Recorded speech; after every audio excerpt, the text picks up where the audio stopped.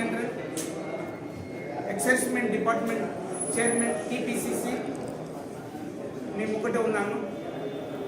1971 Bangladesh war medallist నేను.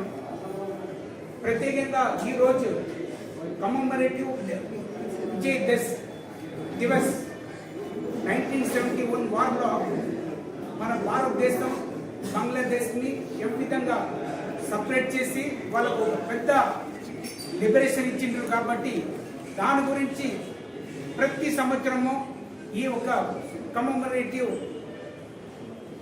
విజయ్ దివస్ అని మనం సెలబ్రేట్ చేస్తున్నాం. ఇది చెప్పాలంటే శ్రీమతి ఇందిరాగాంధీ ప్రైమ్ మినిస్టర్ ఉన్నప్పుడు పాకిస్తాన్ బంగ్లాదేశ్ వాళ్ళిద్దరు కలిసి ఉన్నారు. ఈస్ట్ పాకిస్తాన్ వెస్ట్ పాకిస్తాన్ ఉండే వాళ్ళ మధ్యలో పెద్ద డిఫరెన్స్ రావడంలో వాళ్ళ మధ్య పెద్ద కన్ఫ్యూజన్ క్రియేట్ అయ్యి బంగ్లాదేశ్ ఈరోజు బంగ్లాదేశ్ అంటే ఈస్ట్ పాకిస్తాన్ నుంచి చాలా మంది పాకిస్తాన్ వల్ల దెబ్బతిని వాళ్ళతో కన్ఫ్యూజన్ క్రియేట్ అయ్యి వాళ్ళకు భయపడి ఎన్నో ప్రాణాలు కోల్పోయిన తర్వాత వాళ్ళు భారతదేశంలో ఉరికి రావడంతో దాంతో మన ఇండియాకు చాలా పెద్ద కష్టం అయిపోయింది.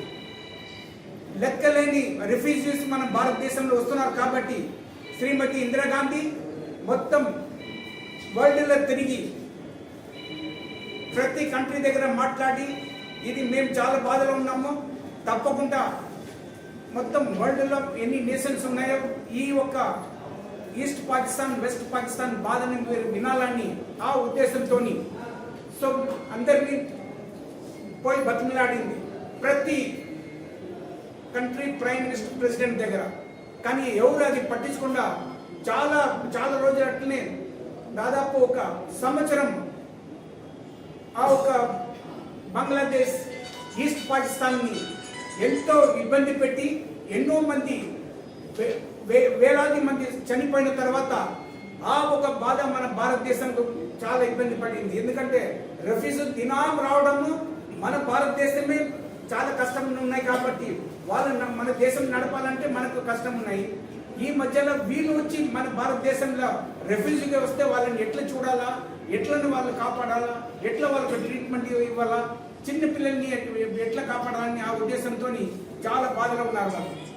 మన ప్రైమ్ మినిస్టర్ శ్రీమతి ఇందిరాగాంధీ ఆఖరిలో వాళ్ళు ఏం చేసిండ్రు అంటే అన్ని దేశాలని ఒకసారి మాట్లాడి మీరు ఈ ఒక డిసిజన్ తీయకుంటే మాకు చాలా ఇబ్బంది అవుతున్నాయి అని చెప్పి Manek Shaw chief of the army staff general Manek షాని పిలిచి కూర్చొని మాట్లాడింది.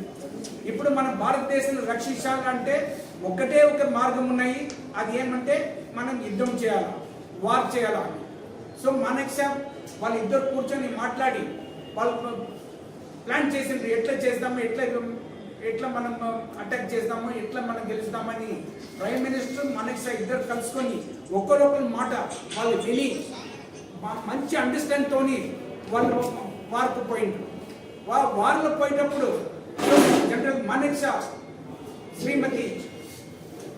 శ్రీమతి ఇందిరాగాంధీ మాట విని ఆయన డైరెక్షన్ తీసుకొని ఎట్లా మనం పాకిస్తాన్ని డిఫీట్ చేయగలుగుతాము, ఎట్లా వీళ్ళకి ఒక ముక్తి ఇప్పిస్తాము ఈ బంగ్లాదేశ్ కానీ వాళ్ళు ప్లాన్ చేసుకొని వాళ్ళు ఇద్దరు కలుసుకొని ఎట్లా వార్ చేస్తామని. ఈ వార్ ఎట్లయిందంటే జస్ట్ 13 నంబర్ 13 నంబర్ అంటే అన్లక్కీ నంబర్ ఉంటాయి. ఆ అన్లక్కీ డేస్లో 13 నంబర్లో 13 డేస్లోనే మన భారతదేశము పాకిస్తాన్ని డిఫీట్ చేసింది. ఓన్లీ 13 డేస్ పాకిస్తాన్కి ఇది అన్లక్కీ నంబర్ 13. ఆ 13 రోజులనే పాకిస్తాన్ని డిఫీట్ చేసి దాదాపు 93,000 సోల్జర్ని వాళ్ళు సరెండర్ చేసుకున్నారు. వాళ్ళు సరెండర్ వాళ్ళన్ని వాళ్ళ మొత్తం ఆర్మ్స్ అన్ని కింద వేసేసి వాళ్ళు ఒక్కటి ఏమంటే కాళ్ళు ఒకటి తప్ప వేరన్నీ చేయలేపి భారతదేశం ముంగట జనరల్ మానేక్ షా ముంగట వచ్చి నిలబడిండ్రు.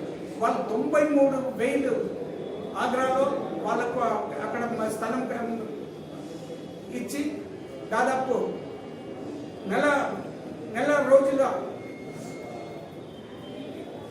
దాదాపు 6 నెలల వాళ్ళని అక్కడ పెట్టుకొని వాళ్ళు కాపాడిండ్రు. మన ఇండియాది ఏమంటే ఇంకొకరిని చంపవద్దు, ఎవరు వాళ్ళు సరెండర్ అయిండ్రో వాళ్ళని చంపవద్దు ఆ ఉద్దేశంతో మనసుతోని మన జనరల్ మానెక్సా వాళ్ళని చూసిండ్రు, బాగా కాపాడిండ్రు. అదేవిధంగా ఒక అండర్స్టాండింగ్లో వారు వచ్చి సంతకం చేసి వాళ్ళు 93,000 జవాన్ని వాళ్ళకు అప్పచెప్పారు. ఇది ఈ రోజు ఉన్న గవర్నమెంట్ ఇది చాలా చాలా అంటే చాలా మీరు ఎట్లా వదిలేసిండ్రని మోదీ గవర్నమెంట్ క్వశ్చన్ చేస్తున్నారు. మన భారతదేశంలో ఉన్న ఒక మంచితనం ఏమంటే ఎవరు కింద పడిపోతారో వాళ్ళు లేపాలి, కింద పడిపోయిన వాళ్ళ మీద రాయి వేయవద్దని ఒక భారతదేశంలో ఇది ఉన్నాయి, ప్రిన్సిపల్ ఉన్నాయి. ఆ ప్రిన్సిపల్తోనే మన ఆర్మీ కూడా డీల్ చేసింది. అదేవిధంగా జనరల్ మానెక్షా కూడా అది డీల్ చేసింది. ఆ రోజు జనరల్ మానెక్షా ఎప్పుడు కూడా ఇందిరాగాంధీ కానీ ప్రైమ్ మినిస్టర్ కానీ ప్రెసిడెంట్ కానీ వాళ్ళు ఒకటే లొంగలేదు. కానీ అండర్స్టాండింగ్ తోని వాళ్ళు దేశాన్ని కాపాడిండు, డిఫెన్స్ ని కాపాడిండు. కానీ ఈ రోజు ఉన్న ప్రైమ్ మినిస్టర్ ఏమంటే, ఈ రోజు ఉన్న డిఫెన్స్ మినిస్టర్ ఏమంటే మొత్తం ఆర్మీని వాళ్ళ చేతిలో పెట్టుకొని ఆర్మీకి ఏమాత్రం chief of the army staff ని ఏమాత్రం వాళ్ళు రెస్పెక్ట్ చేయకుండా ఇష్టం వచ్చినట్టు వీళ్ళు ఏం చెప్తారో వాళ్ళకి అదే వినాలా వాళ్ళు. అలా అది ఒకవేళ వినకపోతే వాళ్ళని తీసేయడం. సో ఇదే విధంగా ఒక ఆర్మీ, ఎయిర్ ఫోర్స్, నేవీ ఈ మూడు డిఫెన్స్ ఆర్గనైజేషన్ మీద ఒక లెఫ్టినెంట్ జనరల్ ని